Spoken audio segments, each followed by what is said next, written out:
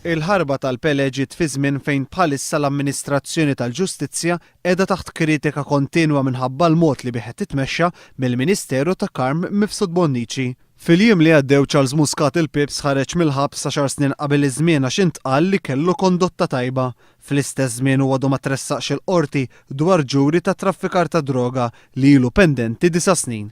Intant qabel saret magħrufa l-ħarba tal-Pele, il-UHM ħarġet stqarrija twissil il-Gvern bin-nuqqasijiet illi hemm fil-ħabs. Qalet li n-nuqqas ta' gwardjani tal-ħabs u n-numru eċċessiv ta' sigħat illi dawn qed jaħdmu qed iwasslu għal apatija fost l-uffiċjali tal-ħabs ta' Kordin.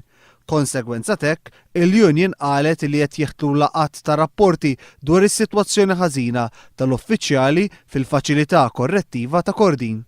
Il-Ministeru ta' Karm Mifsud Bonnici li baqa' siega tal din l-istqarrija ftit wara kien kostret joħroġ stqarrija biex iħabbar illi 7 sigħat u nofs qabel il-Pele kien ħarab minn taħt il-kustodji tal-gwardjani tal-ħabs.